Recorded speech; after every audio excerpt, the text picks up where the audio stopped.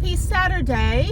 Yeah, so it is Saturday all day and I'm leaving my humble abode. It is sunny, it is dry, it doesn't look like it's gonna rain, and it's 69 degrees. Winter is here. So finally I'm waking up in the morning and it's not 100 degrees outside. So I'm heading about 15 minutes to the Planet Fitness. It's only 4 miles away. It takes me 15 minutes. I've got to drive through this like fancy ass neighborhood. So anyway, like living in the suburbs, it takes you 30 minutes to get out of your neighborhood, which is crazy. But anyway, so I'm gonna go run this morning for an hour, try to get through the whole hour. It was a struggle last time because I hadn't run, but I got these brand new shoes, which are 0 drop, and they're fantastic, but I'm still breaking them in. So I'm going to be running, and then I'm going out to the van. So it's a beautiful day. I'm going to go take the van out and get an oil change. So Prudence needs to get her pipes cleaned, and then I'm just going to go take her for a spin. But I'm also going to work on the van as well. So I think what I'll do is I'll work on her first, put all the new stuff in that I got. I'm going to do an inventory of the clothes, since I can take any clothes I don't wear over to my storage unit or to my house. And then just kind of, yeah, I think just try to get, I've got to get the hardtail bike off the back. And I think I'm going to put the hardtail bike in my storage unit today, because I don't actually need that. That's kind of my daily rider here in Houston. But like I'm living out in Katy now. So Katy is 30 miles from downtown pretty much. But my ride that I would do would take me all into downtown Houston. So I'm thinking that probably what I could do, if I can find some trails around here, well, there's tons of like master plan communities, lots of places to ride. But they're just basically like paved bike paths. But there's also like, I mean, I could also ride all the way back to my old apartment from here, but that's 30 miles one way. So I'm trying to figure out, like trying to navigate, oh my God, the sun, trying to navigate a new, like what my new winter, you know, street biking life is going to be like. There was the Anthills. There were like these little BMX track down here somewhere. I don't have a BMX yet. I could go get one from Sunski Sports, but I'm not going to. I have enough bikes. But yeah, it's like the joke that like I have too many cars. I have car owner virus. So I have too many bikes. But anyway, so yeah, that's kind of my day. Not a lot else going on. I've got to clean the van, but I need to take it to a Splash and Dash or like, and the problem with the car wash places is in order to use the vacuum, you have to like wash your car first. So the only place that would let me just take the van right in was my little car wash place by my old apartment. But again, like I don't want to keep driving 30 miles back in to go do everything in my neighborhood, my old neighborhood. I want to find all the new stuff to do out here. So I'm still learning, because out here is where I get my tires changed, I get my oil changed, like the discount tire place is here, my like, you know, pampering lady is here. So everything is here anyway, because I would go out to the van and then I'd go run errands around this area. But there's things like mountain biking, I don't know. I don't want to just ride on the street the whole time. I'd like to have something a little bit more interesting. And there is like the George Bush Park, I believe, has bike trails. And that was nice, because one time I rode my bike from, I took the car to my garage, took my van to Nissan, left it at Nissan. No, I left the car at home, drove the van to Nissan, and then left the van there, and I rode my mountain bike all the way back home. And then a few days later I got the car to Nissan, drove the van to the storage unit, and then took an Uber back to the Nissan dealer. I had to do the logistical like van car shuffle. And the bike ride was nice, but I was on my Franken bike. I was on my hardtail that Jeff and I built. So, and it was headwind the whole way. But I went through like, I think it was George Bush Park, and it was really nice kind of gravel trail. So I've got to find the bike trails. I just don't want to ride through like people's country club neighborhoods. Like that's kind of like where I live now. But I don't, you know, I want to ride something a little bit more interesting. So I don't know, we'll figure it out. The Stephen F. Austin State Park is nearby. That's near my garage as well. And they have bike trails, but you can't ride when it's been raining like this, because it's just a big sludge fest and mud fest. I do need to get my downhill bike tuned up and cleaned. And I need to check the hardtail, because I haven't taken that off the bike since I left for the trip in June. So, but I need to get the tires pumped up on that. So I think there's a Trek store out here that I can go to, which would be fine. So yeah, just kind of like, I don't need to do that now. I can do that in a couple weeks. Right now I'm just kind of running in the morning, and I'm probably gonna ice skate Monday all day. And then Tuesday, Wednesday, and Thursday I've got a lot of stuff I need to do. And then, I got a lot of stuff I need to do. And then Friday through the end of next week is like crunch time. I've got a really, really important stuff I need to take care of. So not for the channel, but yeah, and then just kind of hanging out and relaxing and sleeping in the morning, which is great. I haven't done that in quite a while. But it'll be good to get back in the van. I think I'll just take the van out. Not really anywhere you can go, like to kind of like chill and be still, like in the van. I mean, there's this Stephen F. Austin State Park, but there's no Wi-Fi there. And so what I wanted to do was like take the van out and just kind of be somewhere, if it's not getting too hot today, be somewhere and sort the van out, like with the door open and stuff. But I might just do it in the garage. I don't know. We'll see. Right now it's now 71 degrees. So if it stays cool like this, then the day will be perfect to work on the van. But yeah, I just want to kind of do an inventory of the clothing. I do need to put the new mats in. I do need to do a big scrub of it, but I need water. And I don't want to do that in the garage because everything will get dirty. I also need to pack up all the trash. I think that's what I'll do today. I will, number one, put all the new stuff in. Number two, sort out the clothes, do the inventory of the clothes. Number three, I need to put all of the paper product trash in big trash bags and find someone to haul it away. So I don't have a truck and I don't want to put it in the car. I can't strap it to the roof. So that's kind of what I need to do as well. And then sweep and clean the storage unit, the garage rather. And then I need to go all the way back into, well, then I need to take the hardtail off and go all the way back into Houston and go put my hardtail in the storage garage. And my downhill mountain bike is also in that storage garage as well, or storage unit. So I need to kind of just keep the bikes there because it is still quite wet and humid, and I just don't like anything that can get rusted easily. The van's not going to rust in the garage, but the bikes will. So yeah, so that's kind of my plan. And yeah, it'll be a good run today. It's not very far to get to this gym. This gym's nice, and it's Saturday morning, so it's about 7:42. So actually it would be a perfect day to go for a bike ride.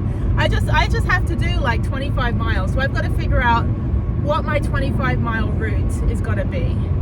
And I missed the exit. Where am I going? Why is it sending me Grand Parkway? I don't want to go on Grand Parkway. I want to go, oh my God.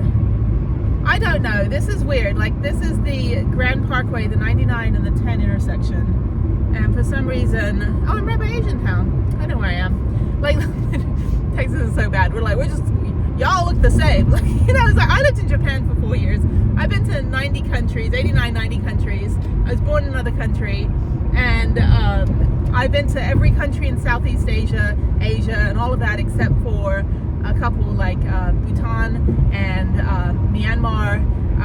But I've been to Thailand 9 times. I've been to Cambodia, Vietnam, Laos. I've been to Nepal. I've been to India. You know, I've been to like Asia and South Asia. I've been to China, South Korea, and obviously Japan because I live there. But then you come to Texas and it's like Asian Town. They just put them all in the same category.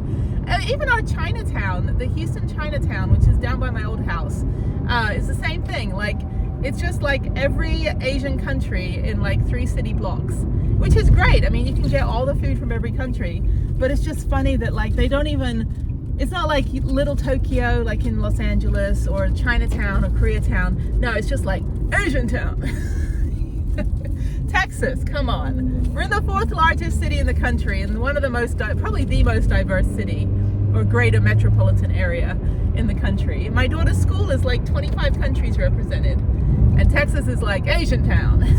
So it is good though. They've got really good, they got Kinokuniya, which is the big Japanese bookstore, and they've got taiyaki, which is the like the fish pancake, like it's a pancake waffle shaped like a fish, and it's not fish pancake, fish shaped waffle pancake with ice cream inside. It's delicious. And then they got a couple really good, like I don't really like Korean food. I don't like vinegar and I don't like pickles. And it's just a lot of vinegar pickles. I do like Korean barbecue, like cooking my own food, but I prefer Japanese food, Vietnamese food, Thai food. And then Chinese food, I like Chinese food in China, which is different than Chinese food in America, like Panda Express now. But you go to China and you give me a big ass bowl of noodles with a bunch of crap in it, and I'm happy. I'm like, this is exactly, I want a bowl bigger than like 5 times the size of my head. And yeah, and you also get like a good facial too, because of steam. You get like a steam bath at the same time. Like, that's the kind of food I like. But anyway, okay, well, somewhere down here is a Planet Fitness. I don't know why it's taking me all the way out here. There's another one south of where I'm living, so I don't know. Anyway, okay, so that's it. And then about 8 miles out this way is my storage garage. So yeah, everything's kind of in the same vicinity, but I do have to go all the way back into Houston proper today with the hardtail and go put that in my storage unit. And then I think I'm going to try to sell the little toy kitchen. So I've got to figure out when the lady wants that, because that's also in my storage unit. So I need to go. That was one of the last things I never sold. So I've got to figure out, like, if she wants it, I'll discount it for her, because I'm like, what the hell, I just need to get rid of it.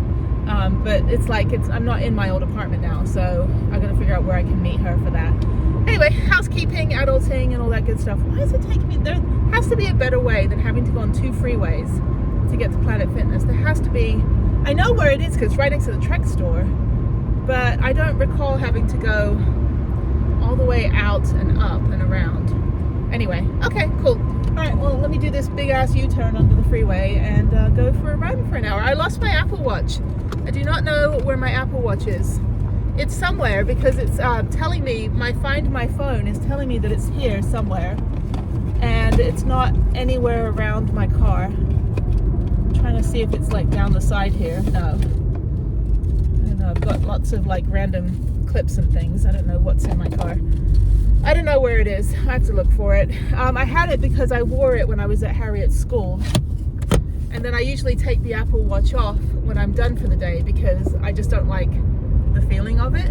But anyway, it's very, very bright. So I'm gonna go run and I will chat with you later. Bye.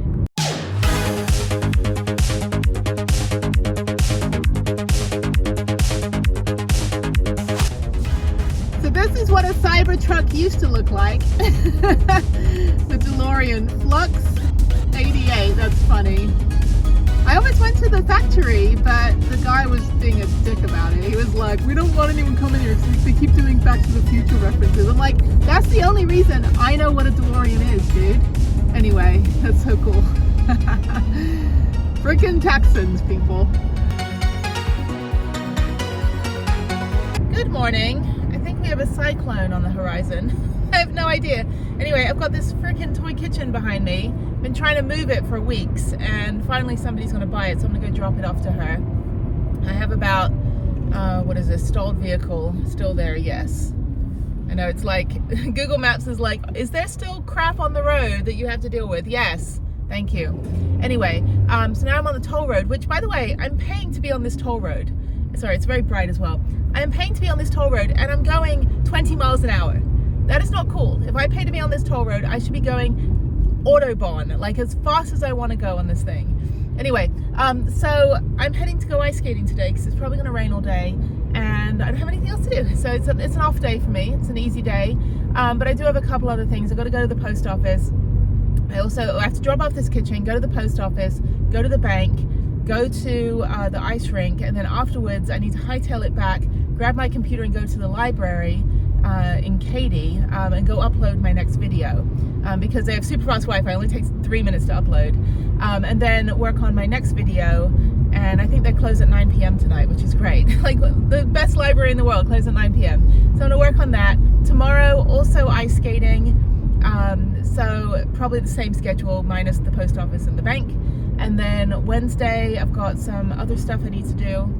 And then Thursday, a lot of stuff I need to do. So probably just run at the gym on Thursday. Wednesday, I'll take the day off. And then Friday is other stuff. Saturday, Sunday, I don't know what I'll do this weekend. Might take the van out, we'll see. Depends on how much I need to just kind of get away from Houston for a few days. But I'll probably do something like that. I don't think I'll do anything strenuous. I don't have any really thing else to do except work on videos right now and work on family stuff, so pretty easy. But yeah, hair is looking good. So it's nice to be brown again. It's so much easier to manage, and it's like it even feels thicker than it was before because she did a really good haircut. So again, the Hair Boutique in Katy, Texas. Ask for Rona. She's amazing, and she's like just beautiful person inside and out, and really pretty hair, and she just does an amazing job, and she's so passionate about what she does. She just wants to make sure that, like, even like when I told her I didn't need a haircut, I'm like, just do the color, I'll do the haircut later. And she kind of just stood there, like, she took some photos of my hair at the beginning, and she stood there looking at her phone, and she goes, I need to do a haircut. I can't let you leave without a haircut. And so she was like, she did this amazing haircut. So it's good. It's all clean and healthy again after, you know, years in the wilderness. But you have to, you know, you got to take care of yourself. You got to be clean. Whatever your level of clean is, you know, you've got to keep yourself tidy, you know, is the way that I see it. It's not necessarily that you have to be like OCD obsessive, like I've got to scrub everything down every night. Even if like you decide that you know, your style of dress is a certain way that maybe others may not think that you're like, you know, like put together, but you feel put together. Whatever your level and your standard of being like tidy, like what I mean is like when you're in the van, for example, like you've just got to, clutter in any aspect of your life can be really overwhelming. And even if you don't have anything like anxiety or frustration or any of that stuff, it starts to accumulate after a while. I lose so many things in my van. I don't know where half the things are that drop down the side of stuff. So when I go do a deep clean in my van, I'm probably going to find, you know, a bunch of hair ties or a hairbrush or you know, curling iron or things that I've just kind of like dropped down. I've lost multiple pairs of earplugs, you know, they just kind of fall behind stuff. But I try to keep everything like in its place, because it just, when you have a tidy like home life, like existence, like when things are where they need to be, it just makes it, I don't know, just a little bit easier to focus on the things that you should be putting your time into. Nobody wants to spend every single day having to clean and sort and look for things. So I'll do a deep clean and reorganization of the van every couple months. I'll do an inventory of my clothing. I'll be like, okay, I've got a lot of stuff I don't ever use that I thought I might use, so I'm going to get rid of that. And I just kind of downsize. And the iteration of my van now versus the first day of van life is completely different. Even the configuration of the cabinets. I used to have a sink. I don't have a sink anymore. That was a big major thing that I took out. It's a beautiful handmade copper sink, and I would like to eventually have it in a van. Maybe not this van, but I would like to have it in a van. But plumbing scares me. Plumbing was not my most fun part of the van build. I was terrified that I was going to end up flooding the place, or, you know, a valve would come loose. And considering half the sketchy roads I've driven on in this country, I'm actually glad that I didn't have, you know, 20 gallons of water just like bouncing around the back of my van. But that's the thing too, is like, you know, go through and just, you know, kind of every couple months just go in and reevaluate what's in your van or what's in your life. You know, I don't think I'll ever have as much stuff as I've ever had in my apartment. I will never have that much stuff, although I have a child, and so a lot of it was like baby clothes, kids clothes, toys, toy kitchens, you know, all this stuff. But yeah, I don't know. I mean, it's like, I have friends that when you look at their van, it looks incredibly messy. I'm like, how do you live this way? But they're tidy. And that's a difference. Like, it may look messy, but they're incredibly organized and very, very tidy in that they know where everything is. And that's, I guess that's my point, is that it doesn't necessarily have to be like, you know, that woman that does like that, the woman that does all the organization stuff, like the influencer, the Japanese influencer that's like, I think it's like Marie Kondo, where she's like, you've just got to like put everything in a place. You know, you don't have to be like anal retentive about something. You can just be, but you can be tidy. And tidy just means like having peace of mind and that you know where everything is. Even if when someone steps into your home or your van, they're like, whoa, like how do you find anything? And it's like, I know where everything is. When I'm driving my van, I know what every sound is. And I had a friend in there a couple years ago, like in 2021, the first year of van life. And we're just driving, cruising down the hill country. We're gonna go on this little road trip near Austin. And he started to get irritated. I'm like, are you okay? He's like, what's that noise? I'm like, what noise? And he goes, that squeaking. I'm like, oh, that's good. That means that my cabinet is still attached to the wall. Anything else? And he's like, yeah, what's that noise? I'm like, that's a good one. That means that my other stuff is in the right place. Like, if I don't hear those noises, then I know something is wrong. But he got really irritated, and I tuned off from it. But that's part of being like my tidy life, in that, everything is in the place that it needs to be. And to me, that is a very organized life. Yeah, things are going to squeak, things are going to move around, things are going to get lost down the side of my bed, but that's why I know that even if I lose it today, in a couple months, or actually in a couple weeks, when I do the quarterly deep clean of my van, I know I'm going to eventually find what I've been looking for. So I'm not going to stress about the headphones that I've lost. I'm going ice skating and I forgot my other pair of headphones. I'm going to have to buy another pair of headphones today because I need to have the earbuds. But that's the thing about, having just a tidy life. It doesn't necessarily have to be like completely organized, but just knowing that in your mind, you know where things are, or if you've lost something in the van, you know that you're eventually going to find it because you're going to clean out your van every couple months. So it's just really good to just kind of evaluate. And when I do the upper cabinets, I'm super excited. I'll take off that panel and put a little bit extra insulation behind it. And so I'm excited to have upper cabinets. I think that will also enable me to be more tidy. I do need to, and I'm only going to put light stuff up there. So I'm probably going to put clothes, towels, that kind of stuff. I got a new toiletry kit, so I have a hanging toiletry kit, so that's fine for that. That's organizing that stuff.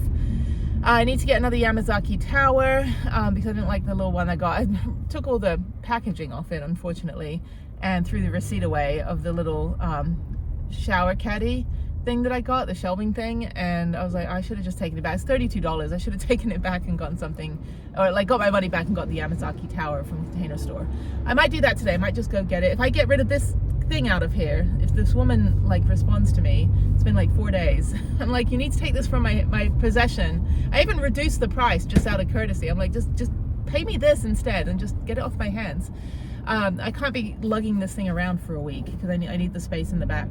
But anyway, so I'm just gonna go, maybe I'll go to Container Store today if it's not raining and go get the other Yamazaki tower, and just so I have it, and then I can put that in the van. So that's kind of my day. I'm stuck in ridiculous traffic. Why is it taking me 20 minutes to go 6 miles? People do this every day. Every single morning, people go down the West Park Tollway, which is a fantastic road because it's a straight shoot. It's 30 minutes from my old house right up here. Straight shoot out, and it's fantastic.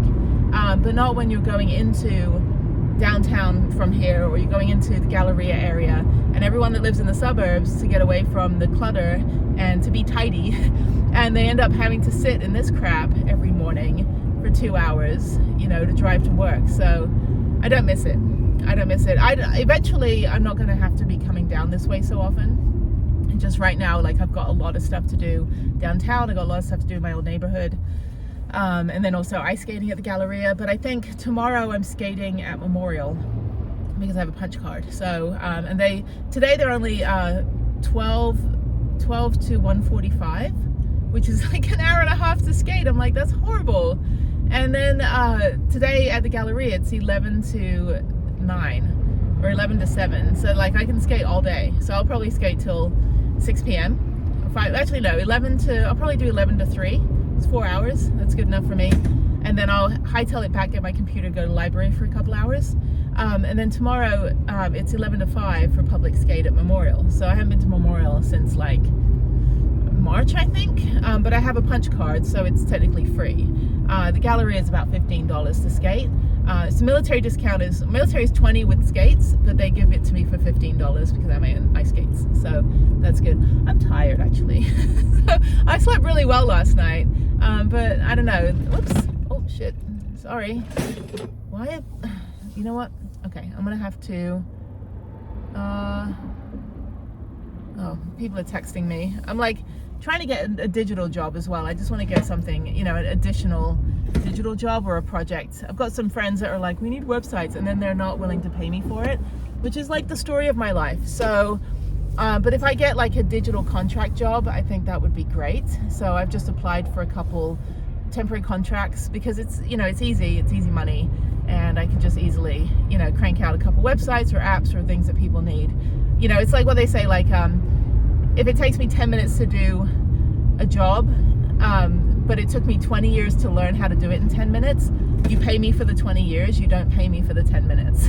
And so, that way I can garner a much higher hourly retainer for my, 20 years of digital experience than, so, but, I've got friends who are like, oh, can you help me out with this? I mean, I get probably about 20 or 30 emails and calls a week from people that I know personally that need stuff. And I'm like, you need to pay me 50% up front.